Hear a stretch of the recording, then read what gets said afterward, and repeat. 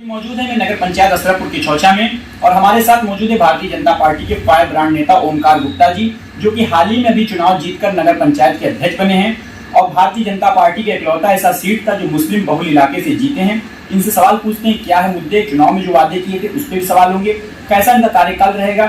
बहुत बहुत स्वागत है आपका। धन्यवाद। ये बताइए जैसा कि आप चुनाव हाल ही में जीते हैं, नगर पंचायत असरापुर की चौचा के आप चेयरमैन बने, जनता को क्या संदेश देना चाहेंगे भैया?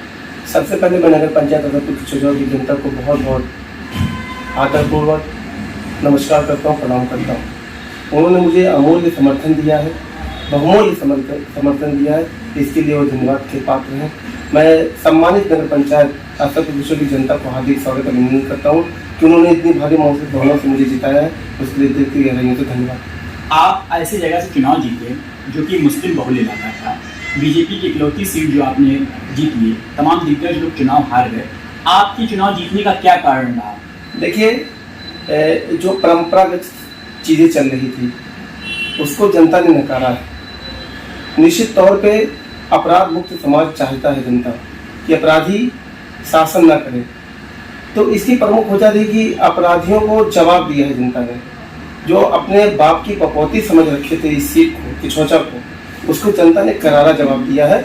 मुझ जैसे एक छोटे से आम कार्यकर्ता को भारतीय जनता पार्टी की वजह से जिताया है, तो इसके लिए मैं उनको बहुत बहुत धन्यवाद देना चाहता हूँ। और मैं उन सभी लोगों को ये संदेश भी देना चाहता हूँ कि जिस तरीके से आप लोगों ने मुझे जिताया है, उस तरीके से मैं आने वाले 5 सालों में खरा उतरने का काम करूँगा। और आप देख रहे हैं कि कार्यकाल का कितना छोटा सा समय है, लेकिन फिर भी काम करने का तरीका आपने देखा होगा, कार्यालय में बदलाव की स्थिति देखी होगी, ये सब सारी चीज़ें हैं। जैसे ही आप चुनाव जीतने के बाद आप जैसे पुराने अंदाज में अपने कार्यकर्ताओं से मिलते थे, आज भी वही अंदाज में आप मिलते हैं और उसी अंदाज में आप कार्यालय में बैठते भी हैं, उसी अंदाज में कार्यकर्ताओं को सम्मान भी करते हैं। अभी तक आपने भौकाल वगैरह की नहीं, जैसे और चेयरमैन कर लेते हैं। देखिए, कहने का मतलब ये है कि सरलता ही इंसान की पूंजी होती है जी। अगर हम किसी पद पे पहुंच जाते हैं तो पद पे पहुंचने के बाद हमें और नरम बनना पड़ता है। क्योंकि मुझे आक्रामक की शैली से लोग जानते हैं, लेकिन जब पद मिलने के बाद आपकी गरिमा बदल जाती है, आपकी सोच बदल जाती है, जनता के प्रति आपका व्यवहार कैसा है, इसके बारे में बहुत मायने हैं। आप देखिए, माननीय नरेंद्र मोदी जी प्रधानमंत्री हैं देश के जी, लेकिन क्या करते हैं वो सफाई नायकों का पैर धुलते हैं, सरलता प्रदर्शित करती है जी। तो ऐसे में जब हमारे मार्गदर्शक माननीय नरेंद्र मोदी जी हैं जी, तो मैं उनका एक सेवक हूँ जी, उनका एक छोटा सा कार्यकर्ता हूँ, तो उनके नक्शे कदम पे चलना है मुझे, उनसे हमें प्रेरणा लेना है, तो कुछ तो मैं कर लूँ। अभी आपने कहा से नरेंद्र मोदी, माननीय प्रधानमंत्री नरेंद्र मोदी जी सफाई कर्मियों के पैर धुलते हैं, आप उनसे प्रेरणा लेते हैं। लोग आरोप लगा रहे हैं, आप पे नगर पंचायत के लोगों ने कहा कि आप सफाई कर्मियों के साथ गलत व्यवहार कर रहे हैं, उन्हें कार्यालय से बाहर निकाल रहे हैं, सख्ती आपने कर दी, तो सब क्यों कर दिया आपने? देखिए, शक्ति तो करना जरूरी है जी, क्योंकि आप बता दो जी कि हमारे पास लगभग 24 कर्मचारी जी संविदा के हैं जी, और 18 या 17 जो भी हो, अभी मेरे पास डिटेल अभी मौके पे है नहीं जी। तो ऐसी स्थिति में जो भी कुछ नियमित कर्मचारी हमारे हैं जी, तो आप बताओ, नियमित कर्मचारी का तनख्वाह 40,000 रुपया है जी, और संविदा कर्मचारियों की तनख्वाह 22,000 रुपये है जी, और हमारा आउटसोर्सिंग में जो सफाई कर्मचारी है उसकी संख्या लगभग 8 से 8,500 रुपये है जी। आप ऐसी स्थिति बताओ, जो 40,000 रुपया पा रहा था वो सिर्फ एक टाइम काम करेगा जी, और जो 22,000 पा रहा था वो साइकिल लेके सिर्फ 8,000 वाले कर्मचारी के साथ उसको मेहनत कराएगा, नाली साफ कराएगा, झाड़ू लगवाएगा, और 22,000 और 40,000 वाले घूमेंगे सिर्फ। ऐसा तो नहीं होना चाहिए, क्योंकि भेदभाव नहीं होना चाहिए।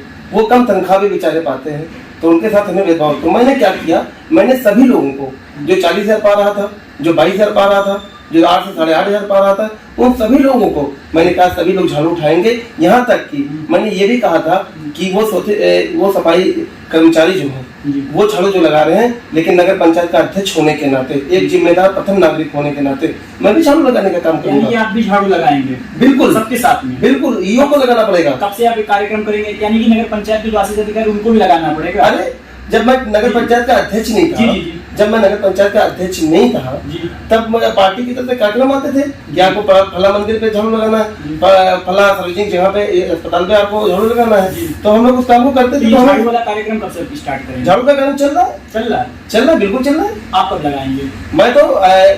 मैं हम तो कभी भी लगा सकते हैं। हम औचित्य निरीक्षक करके कभी कहेंगे कि चलो पूरी टीम लेके चलते झाड़ू लगाते हैं। ईओ को लगाना पड़ेगा, बड़े बाबू को लगाना पड़ेगा, जो ऑफिस में कर्मचारी उनको भी लगाना पड़ेगा। आप देखेंगे आने वाले दिनों में कि कैसे नगर की साफ सफाई होती है। अभी बरसात का समय चल रहा है और मेरे शासनकाल में बरसात का समय, जब मैं पद पाया और मुझे जब क्या शपथ ग्रहण समारोह हुआ, उसके बाद मैं बोर्ड की प्रथम बैठक किया तो बरसात के सीजन में किया। तो बरसात के सीजन की स्थिति क्या होती है, सफाई व्यवस्था अव्यवस्थित हो जाती है थोड़ा सा, लेकिन जैसे जैसे बरसात का मौसम निकलता है तो सफाई का अभियान वो बहुत तेजी से पटरी पे आएगा, आप लोग देखेंगे। आपने कहा बरसात को लेकर बरसात के समय हम चेयरमैन बने, पद हमारा हुआ है, बरसात को लेकर आपका क्या इंतजाम है?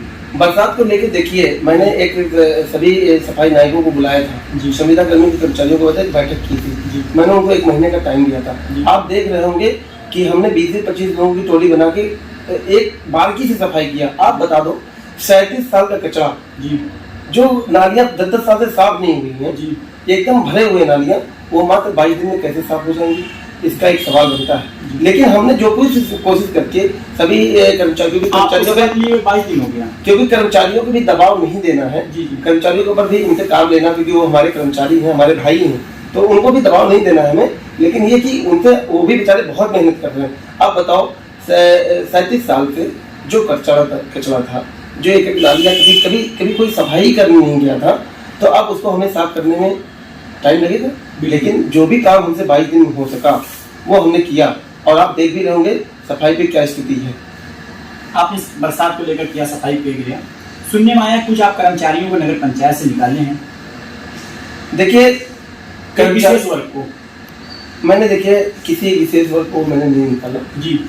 एक आनंद था, कंप्यूटर सहायक था जी, उसको मैं अपने आवास से बुलाया जी, और मैंने कहा उससे कि भाई आपको काम करना है जी, ईमानदारी से काम करना है, बिल्कुल आप तनख्वाह लेते हो और हम तनख्वाह को देते हैं, वो जनता का पैसा है, तो ऐसी स्थिति में आप कोई भ्रष्टाचार नहीं करोगे, क्योंकि ये जन्म प्रमाण पत्र मृत्यु प्रमाण पत्र बनाते थे, तो ये छोटा चीज है, बनाते थे, 5 रुपये फीस होती है। तो ऐसी स्थिति में मैंने उनसे कहा कि मैं चाय पिलाया उनको अपने घर बुला के और बताया कि भ्रष्टाचार मैं सुनना नहीं चाहता। अगर मुझे सुनने में आ गया कि आपने 150 किसी से ले लिया तो फिर आपकी खैरियत नहीं, आप रहोगे नहीं कार्यालय में। तो मैं अपने घर चाय पिलाया उस कर्मचारी को बुला के और उसको समझाया, अल्टीमेटम दिया। उसके बाद नेक्स्ट 2 दिन बाद उसने इस तरीके की घटना की, वो आनंद नाम का लड़का था, वो इस तरीके की घटना की। तो मैं उसको बुलाया और जिसके साथ उसने किया वो साक्षात मेरे सामने उपस्थित भी हुआ, उसने अपना बयान दिया, रिपोर्ट आई, उसमें जांच हुई, जांच में वो दोषी पाया गया, उसको निकाला गया। लेकिन जो आप कह रहे हैं कि एक विशेष समुदाय, एक विशेष समुदाय को कैसे मैंने निकाला? सबसे पहले मैं निकालने का काम किया तो आनंद कंप्यूटर को निकालने किया जो सहायक है। उसके बाद अनुशासन भी होना चाहिए कि नहीं, कार्यालय में अनुशासन होना चाहिए कि नहीं। एक अधीनस्थ के सामने अगर कोई बड़ा उच्चाधिकारी हो, उसके अधीनस्थ अगर उसे सम्मान नहीं देता है और सम्मान देकर उसको सम्मान देने का काम नहीं करेगा, या हमारा अधिशासी अधिकारी आते हैं हमारे अधिकारियों, उसको देखिए कोई कर्मचारी सम्मान नहीं दे रहा है तो फिर उसके साथ कैसे व्यवहार करना चाहिए? इसका मतलब कि मन बढ़ू तो है, तो ऐसे लोगों पे तो कार्रवाई तय है। अभी मैं आपको बता दूं, अगर मुझे करना होता, पिछले कार्यकाल में जो एक हमारे लाइन के नायक हैं, लाइन विभाग के नायक हैं, जो वो कामरान अशरफ है, वो कौन से संबंधित है, वो रिश्तेदार है, मुझे नहीं पता इसके बारे में, लेकिन संबंधित है, लेकिन वो बहुत अच्छा काम कर रहे हैं। मैं आप बताओ, मैं उसको प्रशस्ति पत्र देने वाला हूँ, उसको सम्मान देने वाला हूँ मैं, क्योंकि वो काम अच्छा कर रहे हैं। वो जो कि सबसे पहले आदमी देखता है कि वो विरोधी पार्टी के हैं, चुनाव में अगेंस्ट मेरे साथ थे, सबसे पहले उनको निकालने का काम करता मैं, लेकिन नहीं निकाला उनको। एक मजीद नाम का मैं सफाई कर्मचारी को निकाला हूँ, उसको इसलिए निकाला क्योंकि वो पानी की टंकी जो कि हमारी जाती है, जाती तो 500 रुपए का, जब वो यहाँ पे रसीद कटा दिया, फिर वहां जाके आप 400 रुपए की चीज ले रहे हो। तो ये संज्ञान में मेरे मामला है, तो मतलब संज्ञान में लेके जांच कराए तो जांच में दोषी पाएगा, तो निकाले। यानी कि जनता का, नगर पंचायत की जो भी जनता है यहाँ की, अगर आपसे शिकायत करती है कि आप कर्मचारी पैसा वसूलने तमाम चीजें, तो जांच के बाद अगर वो दोषी पाते हैं तो आप उनको निकाल देते हैं तत्काल, उसमें 1 मिनट भी 1 सेकंड भी टाइम नहीं लगेगा। मैंने कह दिया है कि जो सुविधा मुझसे हो सकती है यहाँ के कर्मचारियों के लिए वो मैं करूंगा, जो मेरे बस में होगी। तनख्वाह बढ़ाना होगा तो तनख्वाह बढ़ाऊंगा मैं, और मुझे आदमी भरना होगा तो मैं आदमी भरूंगा। लेकिन जनता के साथ अगर कोई दुर्व्यवहार कर देगा, जनता के साथ कोई भ्रष्टाचार कर देगा, 150 ले लेगा, तो फिर उसकी खैरियत नहीं हो, उसकी उस पर कार्रवाई तय है। दरगाह एक मुस्लिम क्षेत्र इलाके से आपने चुनाव जीता है। अभी हाल ही में आप लोग का एक सावन का महीना चल रहा है, जिसमें कांवड़ियों का बहुत बड़ा जुलूस हरिद्वार तमाम जगहों पे जाता है, यहाँ भी नगर पंचायत में आता है, और मुहर्रम भी स्टार्ट हो रहा है। ये दोनों त्योहारों को लेकर आप पहले व्यवस्था भी कैसी है? देखिए अभी त्योहार हमारे वहाँ लगभग 1 महीने बाद है जी। 1 महीने बाद नहीं, लगभग 1 महीना 5 दिन बाद है। हाँ जी, 17 तारीख से हमारा कांवड़िये का कार्यक्रम शुरू हो जाएगा। इसी के बीच में मुहर्रम भी आ जाएगा। मैं बता रहा हूँ आपको जी। कांवड़िये का 17 तारीख से शुरू हो जाएगा, और उर्स का मेला चलेगा। उस समय मुहर्रम का मेला तो निकल जाएगा, उर्स का मेला चलेगा। उर्स में लगभग 50 से 5 लाख श्रद्धालु आते हैं यहाँ पे दर्शन करने के लिए। तो ऐसी स्थिति में कांवड़िये का मेला है, सलामी गेट से मलंग गेट होते हुए हमारा जुलूस निकलता है कांवड़िये का। तो ऐसी स्थिति पे हम लोग अभी से तैयारी शुरू कर दिए हैं। आपको पता नहीं होगा, आप सोशल मीडिया प्लेटफॉर्म पे जाके देखिए कि अभी 1 महीना 5 दिन, लेकिन हमने मीटिंग किया, हमने बात किया एसडीएम साहब से, हमने बात किया एसडीओ साहब से। हमने कहा कि आप आइए। हम लोग पहले निशात बस्ती में चलते हैं, जहाँ पे लगभग 300 साढ़े 300 400 कांवड़िये एक साथ निकलते हैं। उनसे वार्ता करते हैं कि हमको किस तरीके से निकलना है, टाइम क्या होगा, क्योंकि मुस्लिम समुदाय का भी जुलूस निकलता है। 27-28 मुहर्रम होगा। तो ऐसी स्थिति में हमको किस तरीके से काम करना है, हमको एक टाइम सेट करना पड़ेगा, क्योंकि हमको दोनों धर्म का सम्मान करना है। उनका भी जुलूस आराम से निकले, हमारा भी जुलूस आराम से निकले, उनके जुलूस में भी खुशियां हो, हमारे जुलूस में भी खुशियां हो। यानी कि एकता और भाईचारे की तरह जुलूस निकालने की बिल्कुल। हम लोगों ने अभी एसडीएम साहब के साथ मीटिंग की उस गाँव में जाके, अभी परसों जाके मीटिंग किया हम लोगों ने। सीओ साहब आए थे, पूरे गाँव के लोग मेरे सोशल मीडिया पे फोटो पड़ा हुआ, अपडेट देख लीजिए। हमने बात किया कि मैंने आश्वस्त भी किया कि मुहर्रम के मेले में पहले से अच्छी व्यवस्था होगी, लेकिन जो पहले होता था, जैसे एक बोर्ड में प्रस्ताव आया था 2020 में, माननीय अध्यक्ष द्वारा लाया गया था। अध्यक्ष शबाना खातून जी थी, और सामान्य सभासदों द्वारा एक प्रस्ताव लाया गया था कि मुहर्रम में और उसमें अच्छी से अच्छी व्यवस्था हो जाए, बहुत अच्छी व्यवस्था हो जाए। इस तरीके का प्रस्ताव के साथ में आया था। फिर मैं उसको पढ़ा, और उसी में एक विषय और आया था कि दुर्गा पूजा, रामलीला, इस और जो किचौचा का रामलीला होता है, वहाँ का मेला होता है, उसमें व्यवस्था जैसे पूर्व जैसे चलता रहा है वैसे व्यवस्था होगा। ठीक, आप बता दो मुहर्रम और उस पर अच्छी से अच्छी व्यवस्था, और दुर्गा पूजा पे जैसे पहले चलता था वैसी व्यवस्था, दोनों मामले में काम होगी नहीं। तो मैंने क्या किया, मैं आया, मैंने कहा दुर्गा पूजा और रामलीला पे अच्छी से अच्छी व्यवस्था, मुहर्रम और उसमें भी अच्छी से अच्छी व्यवस्था, दोनों में अच्छी व्यवस्था होनी चाहिए। किसी एक समाज के साथ भेदभाव नहीं करना चाहिए। तो मैं इसमें काम करने वाला हूँ, मैं उसमें भी बढ़िया व्यवस्था देने वाला हूँ, मैं दुर्गा पूजा पे भी बढ़िया व्यवस्था देने वाला हूँ। आपने मुझसे दुर्गा पूजा में दोनों पे अच्छी से व्यवस्था की, सबका साथ सबका विकास के तहत ये काम है। बिल्कुल, आप कुछ महसूस कर सकते हैं। अब मैं ऐसी बात रखता हूँ, मेरे प्रस्ताव में देख लीजिए, मैंने एक सवाल लिखा है, मैंने कहा उसके लिए जैसी व्यवस्था होगी वैसे दुर्गा पूजा के लिए, रामलीला के लिए व्यवस्थित व्यवस्था होगी, कोई बदलाव नहीं है। मैं अच्छा नहीं करने जा रहा हूँ कुछ, लेकिन एक सोच प्रदर्शित करती है, एक सोच प्रदर्शित करती है। आप उस प्रस्ताव को देख लो, क्या है प्रस्ताव, एक विशेष समुदाय को इस तरीके का प्रस्ताव। रामलीला के बारे में कुछ नहीं आपने कहा, दुर्गा पूजा के बारे में कुछ नहीं कहा। क्या वो धर्म नहीं है आपका? आप चेयरमैन तो सबके थे, सभी लोग सम्मान लेके चलते आप, लेकिन ऐसा आपने किया नहीं, और जनता ने आपको उखाड़ के फेंक दिए। नगर पंचायत में अभी आपने जब आप कार्यकाल संभाले हैं, इससे पूर्व में पहले रोडें टूटी थी, इसकी हालत आप भी जानते होंगे। जब चुनाव समय में हमने आपसे इंटरव्यू लिया तो आपने कहा कि सर रोडों की मरम्मत करेंगे।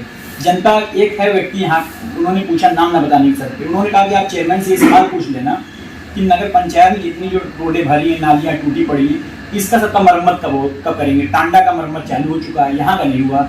देखिए टांडा जो है शहरी क्षेत्र है जी, वहाँ पे रोड बने हुए पहले थे, क्योंकि वहाँ के चेयरमैन एक्टिव थे जी। हमारे वहाँ के चेयरमैन क्या थे, वो एसी में सो रहे थे, काम तो करना नहीं था उनको। आप बताइए, मैं सुबह 9 बजे आ गया हूँ कर रहे। अभी हमारे अधिकारी नहीं आए, लेकिन मैं आ गया हूँ, क्योंकि मैं जनप्रतिनिधि हूँ, मुझे जनता का ख्याल है, काम कैसे करना मुझे पता है। अब ऐसी स्थिति में जो 37 साल से गड्ढा नहीं बन पाए, सड़क नहीं बना पाए, 22 दिन में क्या उम्मीद करते हैं? ऐसे लोगों को शर्म आना चाहिए, ऐसे सवाल करते हुए शर्म आना चाहिए उन्हें। 37 साल से वो सवाल नहीं कर पाए, उस रोड को नहीं बना सके। अब मैं 22 दिन में, अभी मुझे 22 दिन हुआ है, 22 दिन के अंदर में क्या होता है आप अच्छी तरीके से जानते हो। उतना तो समझने में भी टाइम लग जाता है, समझने की बात नहीं है। अभी कुछ बैंकिंग का मामला, कुछ टेंडरिंग का मामला, तभी मैंने इतनी तेजी किया है, क्योंकि 4 काम पूर्ववर्ती चेयरमैन ने 4 काम ऐसी जगह दे दिया था जहाँ पे एक घर नहीं है, जहाँ पे एक घर नहीं है, ऐसी जगह काम दे दिया था जहाँ पे एक घर नहीं है, वहाँ पे एक आदमी का रहने वाला नहीं है। उस रोड बनने में क्या फायदा? हम उस रोड को बनाएंगे जहाँ पे जनता रहती है, जहाँ पे लोगों को आना जाना है, उस रोड को बनाना चाहिए। अब आप बता दो, जहाँ मेरा कैंप कार्यालय है नई बस्ती रोड पे, नई बस्ती से वो दरगाह को जोड़ता हुआ रोड है, आप बताओ वो जरूरी रोड है कि नहीं जरूरी रोड है? लेकिन पिछले चेयरमैन ने उस काम को नहीं दिया। पीछे एक काम है, खेत में काम है जहाँ पे एक घर भी नहीं है, उस काम को दे दिया। सरकार का पैसे का बंदरबाट तो ऐसे ही होता है। लेकिन हम आए हैं, हमने कहा जो सबसे जरूरी रोड है वो, हमने 4 काम उसमें बदलवाए हैं, 4 काम बदलवा दिए। हमने कहा जहाँ जरूरी है वो बन जाए पहले, और वो अभी बाद में जहाँ वहाँ घर नहीं है तो वहाँ बनने से क्या मतलब है? तो इस तरीके पे काम करें। और उनको कहना चाहते हैं कि प्रक्रिया है और 22 दिन हुए हैं, और आप आने वाले 1 महीने बाद, बरसात में आप जानते हैं PWD भी कोई काम नहीं करती। अभी इतने समय हम रोड बनाएंगे तो बरसात हो जाएगा तो मजबूत रोड नहीं बन पाएगा, पानी बरस गया, नुकसान हो गया तो ठेकेदार भी नुकसान। तो अब पटरी पे जो रोड का काम है, नाली का काम है, वो मत बरसात शुरू हो जाना है, टेंडरिंग प्रक्रिया हो जाएगी, शुरू हो जाएगा वो। फिर आप देखिएगा विकास के रास्ते कैसे खुलते हैं, क्योंकि वहां पे ट्रिपल इंजन की सरकार यहाँ बनी हुई है भाजपा की। तो माननीय मंत्री जी ने आश्वासन दिया कि चेयरमैन साहब जो काम लेके आओगे पास करेंगे। आपने मेरे चुनाव समय में आपने एक वादा किया था कि अगर जनता मुझे चेयरमैन बनाती है, आप उस वक्त जब प्रत्याशी थे, और मुझे चेयरमैन बनाती तो मैं यहाँ नगर पंचायत में सबसे ज्यादा बजट लाऊंगा, सबसे ज्यादा काम होगा। तो क्या आपको सरकार की तरफ से अगर सहयोग मिला? कि सरकार के बड़े मंत्री ने आपको आश्वासन दिया? आश्वासन नहीं दिया, आश्वासन ही नहीं दिया, फोन करके पूछा कि 33 साल बाद यहाँ इतिहास आप रचे हो चेयरमैन साहब जी, आप प्रस्ताव भेजो जी।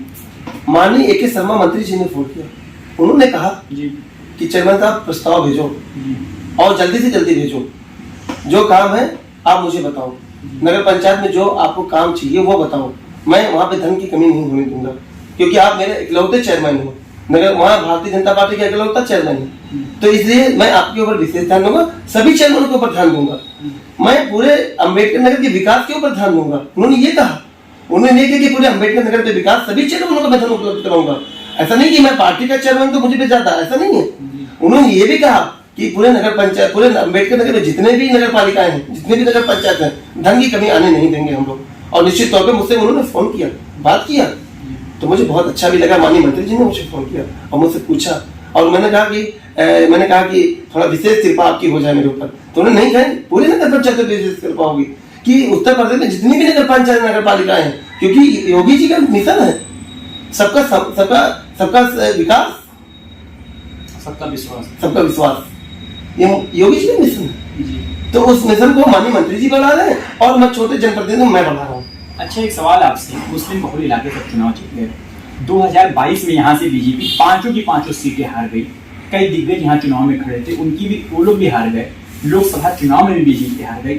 आपने यहाँ पे एक ऐसा ये इतिहास रहा है, यहाँ लगातार 3 बार 2 यहाँ परिवारों का इतिहास रहा। आप भी जानते हैं कि यहाँ पे राजनीतिक 2 परिवारों का इतिहास रहा, कभी उनके पास सीटें, कभी उनके पास रही चेयरमैनी। कैसे आप इसमें कमल खिला लेंगे यानी कठिनाइयां में? देखिए, कहते हैं कि जब आप जनता के बीच में रहोगे, संघर्ष जो होता है जी, जब आप जनता के बीच में रहोगे और जनता को ये विश्वास होगा कि अगर ये बंदा चेयरमैन हो जाता है तो काम करेगा। निशांत भावना से जब आप 5, 6, 7 साल से मेहनत करते हो, क्योंकि 6, 7 साल का अंतराल छोटा नहीं होता है, लंबा अंतराल होता है, तो ऐसे में आप 6 साल से जनता के बीच में रहते हो, उसके दुख सुख में पहुंचते हो।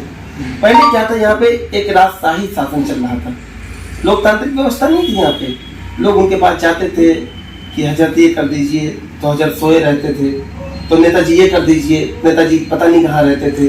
कोई सिग्नेचर कराने जाता था तो कहते थे 2 घंटे बाद आओ, 4 घंटे बाद आओ।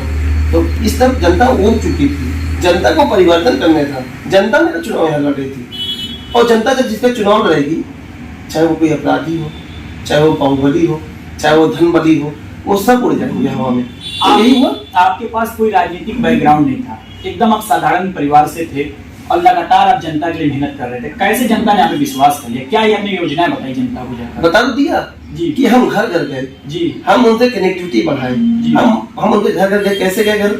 हम गए उनके घर चुनाव के 3 साल पहले, उनके घर गए, उनसे मिले, उनसे बात की, उनके घर में चाय पिए बैठ के। मैंने चाय पिए और हमारे जो कार्यकर्ता थे, जो मेरे कार्यकर्ता थे, वो बेचारे बड़ी मेहनत, वो घर करके हर वार्ड में गए। कार्यकर्ताओं को मतलब आप धन्यवाद देना चाहेंगे? बहुत पूरा धन्यवाद कार्यकर्ताओं को, धन्यवाद जो मेरे साथ चलने वाले लोग थे उनको धन्यवाद, क्योंकि उन लोगों ने मेरी मेहनत को जाया किया, उन्होंने मेरी मेहनत को सफल किया। अगर मैं अगर 10 कदम चलता था तो वो 15 कदम कर चलते थे। उनका बहुत बड़ा योगदान रहा, जो मेरे साथ चलने वाले थे, जो मेरे कार्यकर्ता थे, जो मेरे साथ चलने वाले थे, दिन रात मेहनत करने वाले थे, अपने दुकानों को छोड़ दिया, अपने दुकानों को छोड़कर अपनी बिजनेस को बंद करके मेरे साथ मेहनत किए, तो मैं उनको सबसे ज्यादा धन्यवाद देना चाहता हूँ। देखिए चुनाव के पहले जब मुझे टिकट नहीं मिला था, उसके पहले जितने भी मेरे साथी थे, जितने भी मेरे मित्र थे, जो मेरे साथ चुनाव में चलने के लिए तैयार थे, जो मेरे साथ चल रहे थे मोटरसाइकिल से, जो मेरा सम्मान कर रहे थे, जो मेरे साथ हर वक्त 2 बजे, अगर मैं 6 बजे फोन कर देता था तो 6 बजे तैयार रहते थे। तो ऐसे लोगों को बहुत दिल से धन्यवाद। उनका मैं आजीवन ऋणी रहूंगा और उनका सम्मान मेरे नजर में हमेशा रहेगा। आप नगर पंचायत के इतिहास में सबसे ज्यादा आप वोट लाए, 4600 से ज्यादा कुछ आपने वोट लाया है। अभी तक इतना कोई वोट नहीं लाया। इतनी आप वोट और इतना जनता का सम्मान कैसे ले लिया आपने? सबसे ज्यादा आपने वोट। सबसे पहले मैं बता दूं जी कि मैं महिलाओं को नगर पंचायत की महिलाओं को धन्यवाद करना जी, क्योंकि महिला आपको मैं आपको बता दूं, घर में मर्द दूसरे को वोट दे दिया, एक पुरुष दूसरे को वोट दे दिया। अच्छा। लेकिन उसके घर की महिलाओं ने मुझे वोट दे दिया, यानी कि महिलाओं ने आपको ज्यादा वोट दिया। मैंने कह दिया ना, अगर 4600 में मुझे वोट मिला, हाँ, तो मुझे लगता है 65% महिलाओं का मिल गया, 35% पुरुषों का मिला। लेकिन मैं क्या कहूंगा कि उन्होंने मेरे लिए वोट ही मुझे नहीं दिया, घर जाके मेरे लिए प्रचार की। मुझे पता नहीं था कि ये महिला मेरे लिए प्रचार कर रही है। ऐसी महिलाएं थी जो प्रचार करती थी, और उनका तो बहुत तहे दिल से धन्यवाद। चुनाव में इतनी मेहनत किया उन लोगों ने, घर घर जाके मर्दों से, अपने पुरुषों से, अपने पति से लड़ाई कर लिया कि नहीं, हमें वोट देना है तो उस लड़के को देना है जो मेरे घर आता है, जो मेरे दुख दर्द में पहुंचता है, हमें उसे देना हो। और लोगों ने वोट दिया। निश्चित तौर पे इसका ये नतीजा कि 46-47 वोट में मैं पहुंचा, इसका यही नतीजा है। आप महिलाओं को धन्यवाद देंगे ना? बिल्कुल, एकदम पूरा धन्यवाद। माने उनकी वजह से आप कमल आपा खिला है। उनकी वजह से नहीं, पूरी नगर पंचायत सत्तापुर की सोसाइटी की वजह से उनका ज्यादा योगदान है। बिल्कुल। आप नगर पंचायत में मुस्लिमों का भी वोट हासिल कर ले गए। बिल्कुल। जबकि एक आप फायर ब्रांड, एक कट्टरवादी हिंदू नेता के तौर पे आपकी यहाँ पे इमेज थी, और उसमें आपको मुस्लिमों को कैसे वोट मिल गया? कुछ 2-3 टिप बता सकते हैं? मैं बता दूं आपको जी। मेरी जो एक पुरानी ऑफिस है जी, वहाँ पे मेरी दुकान है। मैं पीसीओ का एक बिजनेस करता था, छोटा बिजनेस जी, एक पीसीओ का बिजनेस। मैं शुरुआत करता तो पीसीओ का मैंने बिजनेस शुरू किया, मैं फोन कराते थे पहले जी, तो मैं वो बिजनेस शुरू, उसी के सामने एक चौतरा है, लगभग 3x6 का चौतरा है। बिल्कुल। तो मैं वो एक मौलाना साहब को वहाँ किराए पे नहीं, मैं एक मौलाना साहब को दुकान लगाने के लिए रखा हूँ। आप पता कर लो, ये कोई भी पता कर ले उससे कि मैं उससे किराया नहीं लेता उसका, जो कि दरगाह में अगर 5 फुट की जमीन है उससे भी लोग किराया वसूलते हैं, लेकिन मैं किराया उससे नहीं लेता। क्यों? क्योंकि वो बैठा है। तो ऐसे तमाम लोग हैं जिसका मैंने काम किया है, तो ऐसे लोग मुझे वोट दिए। आप बताओ, मखदूम नगर वार्ड में 1400 वोट मुस्लिम है, 800 हिंदू है। मुझे वहां पे 450 वो सीट मैंने जीती, वो वार्ड मैंने जीता। तो कैसे? जब मुस्लिम ने मुझे वोट दिया ना, बिल्कुल दिया उन लोगों ने वोट, तो जिसका मैंने काम किया उन्होंने मुझे वोट दिया, तो उनको धन्यवाद। बिल्कुल। उनका काम भी होना। मुस्लिमों का काम के लिए आप कितना करेंगे? बहुत, बिल्कुल। अब तो कोई काम ही नहीं है। जो मुझे वोट नहीं दिया उसको भी काम है, बिल्कुल, उसका भी सम्मान होगा, उसका भी सम्मान है। जो मुझे वोट नहीं दिया उसका भी सम्मान है, उसका भी काम होगा। ऐसा नहीं भेदभाव होगा। नहीं दिया तो अगली बार देंगे। यहाँ पे जमेगा कि नहीं जमेगा? नगर पंचायत में धार्मिक स्थल है, और आप लोग की भी तमाम से और भी धार्मिक स्थल मंदिरें हैं जिसकी साफ सफाई अभी कहीं नहीं हो रही है, कहीं पे गंदगी आती थी, कहीं धार्मिक स्थलों पे, उसके प्रति आपका क्या? धार्मिक स्थलों के लेकर देखिए, धार्मिक स्थल, किसी भी धार्मिक स्थल हो, सब मैंने कह दिया, सबको समान जो भी हो सकेगा मुझसे धार्मिक स्थलों के लिए जी, चाहे वो मक्का मुशर्रफ का आस्थाना हो जी, चाहे वो कमला पंडित का वो स्थान हो जी, सब मेरी निगाह में, चाहे कोई मस्जिद हो जी, चाहे कोई मंदिर हो, मुझे मैं सबको बराबर के हाथ से देखने की कोशिश करूंगा। लेकिन जो पूर्ववर्ती चेयरमैन द्वारा किया गया जी, उस पर किसी ने आवाज नहीं उठाई, इस बात का मुझे दुख है जी। आप बताओ, कमला पंडित को सम्मान मिलना चाहिए कि नहीं मिलना चाहिए?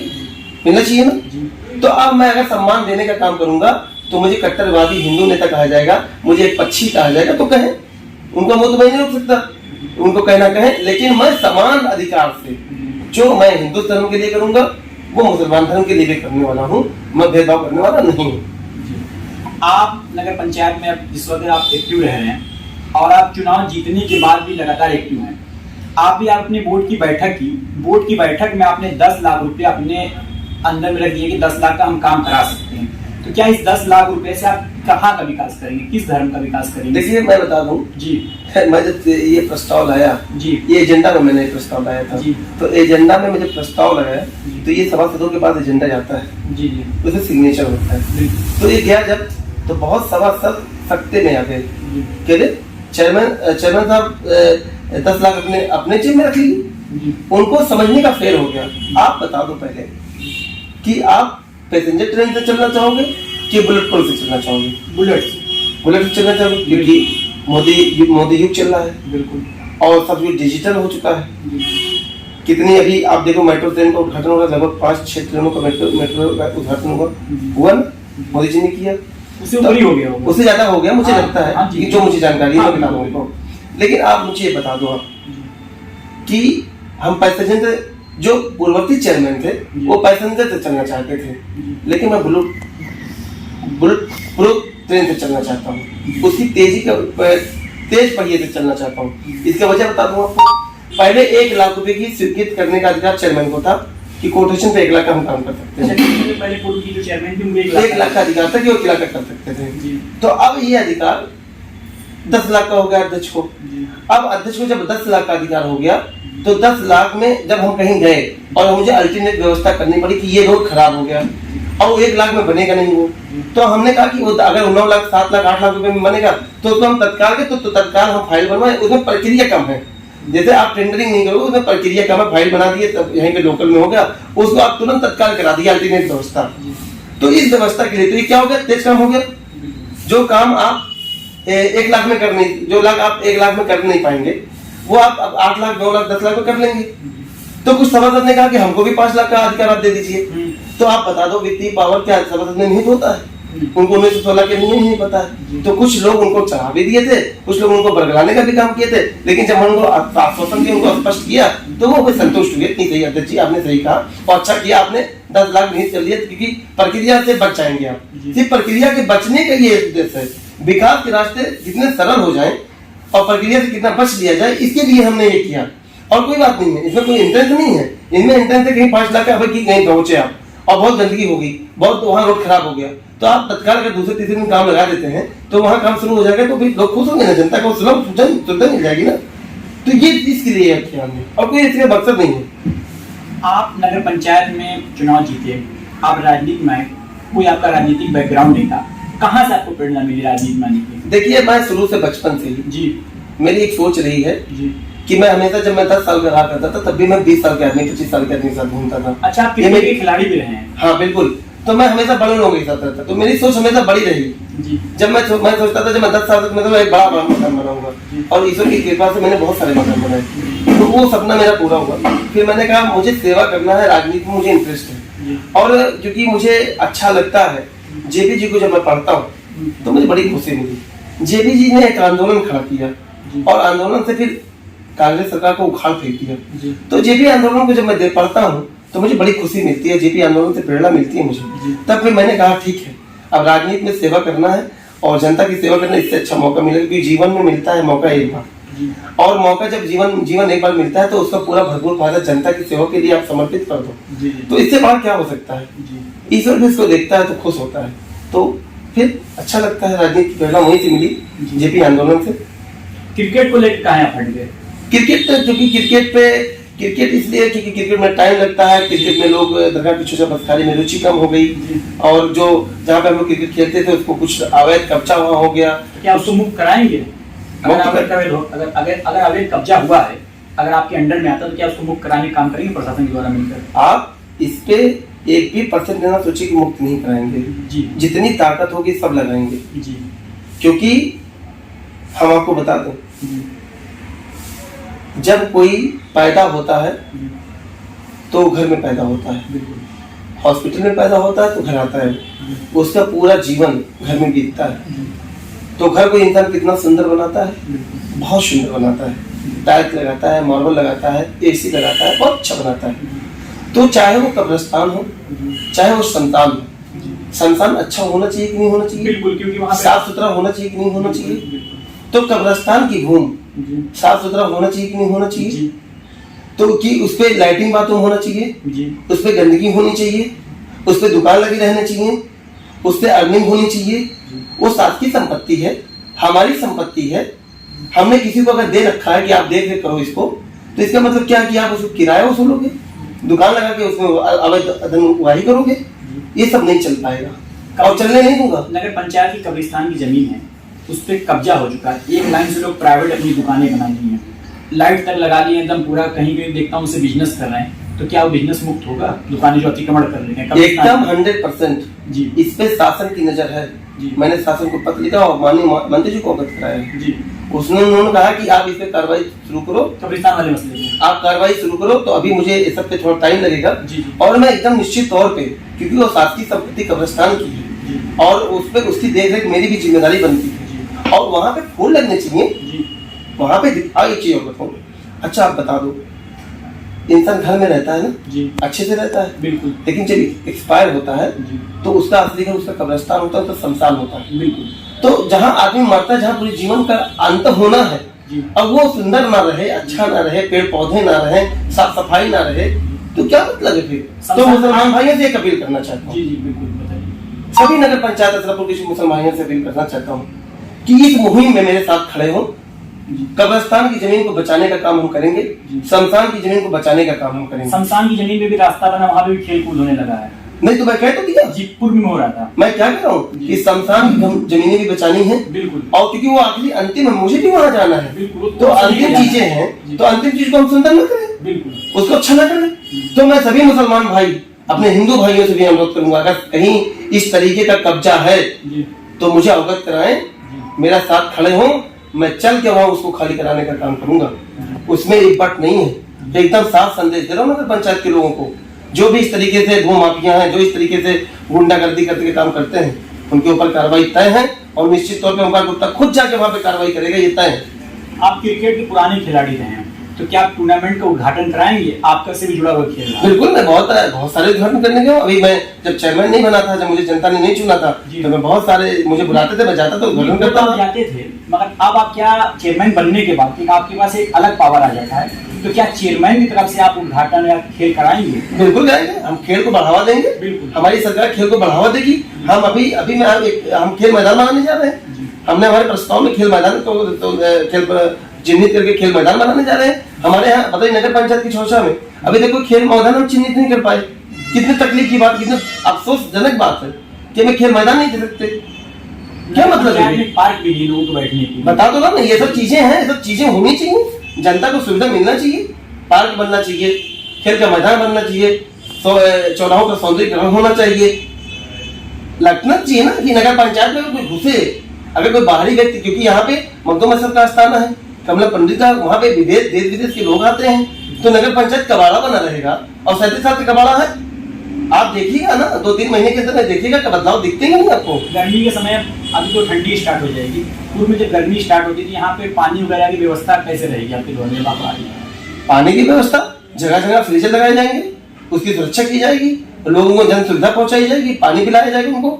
हमारे टाउन एरिया की तरफ से आप देख लीजिए, मैंने एक परंपरा शुरू किया, कोई हमारा नागरिक आता है, टाउन एरिया का नागरिक आता है, तो सबसे पहले हमारे कर्मचारी उसको पानी पिलाते हैं, पानी पिलाते, पेठा पिला के जो भी हमारे पास सुविधा है उसको दे के पानी पिलवाते हैं, उसको सम्मान करते हैं। तो ये परंपरा हमने स्टार्ट किया और ये स्टार्ट रहेगा। नगर पंचायत में भी शौचालय जो बना है उसकी व्यवस्था भी ठीक नहीं है, आप भी जानते होंगे। अभी पूर्व में जो है जो कार्य स्टार्ट हुआ, वहाँ पे अगर साफ सफाई नहीं है, रात में शौचालय बंद भी हो जाता है, तो शौचालय को तो चालू रहना चाहिए ना। देखिए जो व्यवस्था पटरी पे उतर गई थी जी, जब कप्तान अच्छा होगा जी, जब नेतृत्व करता अच्छा होगा और जब वो अच्छा होगा, जब वो हर चीज को ध्यान देगा, तब वो जाके पटरी पे उतरी चूट रास्ते पे आएगी। तो वही हुआ है, अभी 22 दिन हुआ है, सबको मैंने राइट टाइम किया। अभी मैंने अल्टीमेटम दिया। 22 दिन में तो कुछ होता नहीं है। मैं कहता मैंने 22 दिन अभी अल्टीमेटम मैंने दिया। जी सब पे ड्यूटी करना पड़ेगा, लोगों को 10 से 5 ड्यूटी करना ही पड़ेगा, और नहीं करेंगे तो निश्चित तौर पे वो आउट होंगे, उसमें दो राय नहीं है। क्योंकि हमारे पास कर्मचारियों की कमी नहीं है। हम वैकेंसी निकालेंगे, कंप्यूटर वाले की वैकेंसी निकालेंगे, हम उसका सही चयन करेंगे, हम उसके योग्यता के आधार पर चयन करने वाले हैं। ये कोई कहते कि मेरा कोई रिश्तेदार आ जाए और वो फायदा ले लेगा पंचायत में, मेरा भाई भी फायदा नहीं ले सकता 1 रुपए का। हाँ, काम करेगा तो फायदा ले सकता है, लेकिन काम नहीं करेगा तो नहीं। उसको काम करना पड़ेगा, जो हम काम करेंगे देंगे वो करना पड़ेगा उसको। मेरे भाई का भी कोई इंटरफेयर नहीं, कोई भी रहे, रिश्तेदार रहे, मेरा छोटा भाई क्यों ना रहे, सकता ही नहीं। एकदम साफ स्पष्ट शब्दों में निर्देश है। नगर पंचायत में अभी आपकी आबादी, नगर पंचायत में हर धर्म की आबादी है। नगर पंचायत में बहुत बड़ी आबादी दिन दिन हो रही है। सफाई कर्मी और वहाँ पे किस टाइम पे जाते हैं, किस टाइम पे कूड़ा उठाया जाता है, किस हिसाब की व्यवस्था भी करने वाले हैं सफाई? देखिए, जो चल रहा था सुबह 6 बजे उठ जाते हैं लोग जी, पहुँच जाते हैं सफाई। तो मैं नगर पंचायत स्तर पर कुछ अपील भी करना चाहता हूँ जी कि जब हमारे कर्मचारी जाए सफाई करने के लिए, उसके पहले आप कूड़ा रोड पे डाल दीजिए, या कूड़ेदान हो तो कूड़ेदान में डाल दीजिए, क्योंकि हम उठा लें। 10 बजे के बाद कोई कूड़ा रोड पे ना डाले, फिर या फिर नेक्स्ट टाइम में शाम को डाले, या फिर अगले दिन सुबह ही डाले। लेकिन दिन में देखता हूँ कि 12 बजे भी कूड़ा डाल देते हैं, 1 बजे भी। ऐसे लोगों के ऊपर कार्रवाई भी होने वाली, उनके ऊपर जुर्माना भी लगने वाला। तो वो तैयार है, लेकिन वो हमारा सपोर्ट करें स्वच्छता में। मैं जनता से ये अपील करूंगी, हमारा सपोर्ट करें, और सपोर्ट करेंगे तो नगर स्वच्छ होगा तो सबको अच्छा लगेगा। यहाँ पे गेस्ट हाउस भी चलते हैं, काफी कूड़ा भी निकलता होगा, और नगर पंचायत स्तर देखिए, और नगर पंचायत स्तर कुछ क्षेत्र है जितना कूड़ा यहाँ नहीं आता होगा, जिस हिसाब से कूड़ा यहाँ पे आ रहा नगर पंचायत में आप उठवाते हैं लगातार। गेस्ट हाउस यहाँ बहुत बड़ी संख्या में, धार्मिक स्थल है, तो कूड़ा भी तो काफी आप लोगों के पास आता होगा। उस हिसाब से आप व्यवस्था एकदम मजबूत रखेंगे? एकदम, मैंने तब से कह दिया। अभी हमारी डंपिंग ग्राउंड जो है वो विवादित चल रही है। अभी हम जाके देखिए, पूर्ववर्ती चेयरमैन ने बात नहीं किया, लेकिन हम लोग ने कोशिश की, बात करेंगे उनसे। अगर कोई व्यवस्था होगा तो वहाँ मशीन लगाएंगे हम। लेकिन हमको तो, हमने अगर सरकार के 1 करोड़ रुपये वहाँ लगा दिया, आप बताइए, सबसे पहले वहाँ खरीदारी गलत हो गई। जब वहाँ पे एनओसी नहीं ले पाए और हम पूरी वहाँ की भौगोलिक स्थिति नहीं जान पाए, तो वहाँ 1 करोड़ 2 करोड़ रुपये लगाने क्या मतलब है? हमको ऐसी जगह हमको जमीन लेना चाहिए था जहाँ पे आबादी नहीं होती, 5 किलोमीटर 6 किलोमीटर की रेंज में आबादी नहीं होती, वहाँ हम ले लेते, वहाँ पूरा डंपिंग ग्राउंड बना लेते। लेकिन वो पैसे की बर्बादी हुई। आज वहाँ हमारा कूड़ा नहीं जा रहा है, ये सबसे बड़ी समस्या हमारे लिए। हम 22 दिन से इससे जूझ रहे हैं कि हम किससे बात करें इसके लिए। लेकिन हम वहाँ के प्रधान थे, हमने वार्ता किया है कि हम एक बार बैठना चाहते हैं आपके साथ, कैसे क्या इसका निर्धारण करेंगे, क्योंकि वो जमीन हमारी है, और हम उससे या हमें कोई आए हो, हमारी पैसा 2 करोड़ का वहाँ पड़े, किस मतलब का निकलेगा वो? नगर पंचायत में जो पूर्व में जो जमीनें खरीदी थी, उस जमीन पे कूड़ा नहीं रखा जा रहा है। अच्छा, वो वहाँ गाँव के लोग विरोध करते हैं, तो गाँव के लोग विरोध करते हैं, तो ऐसी स्थिति पैदा कैसे हुई? क्योंकि लोग अपना बेनिफिट करने के लिए, अपना फायदा उठाने के लिए वो इस तरीके का काम किए, तो उनको जनता ने जवाब भी दे दिया। लेकिन मैं कहता हूँ कि मैं जाके बात करूंगा उनसे कि भाई साहब देखिए, कोई व्यवस्था में बनाता हूँ, अगर मुझे मशीन खरीदनी पड़ेगी कूड़ा को डिस्पोज करने के लिए, तो हम खरीदेंगे मशीन खरीद, किसी भी तरीके से वैकल्पिक व्यवस्था तो हमें करनी है, वो करेंगे हम। लेकिन जो हमें दुख इस बात का है कि पूर्ववर्ती चेयरमैन द्वारा वो कैसे चिन्हित की गई वो जमीन, कहीं ना कहीं उनको फायदा पहुंचा होगा, तब वो ऐसे जमीन को आवंटित करवाए, बताए, प्रपोजल भेजा। तो इसका बहुत दुख, मुझे बहुत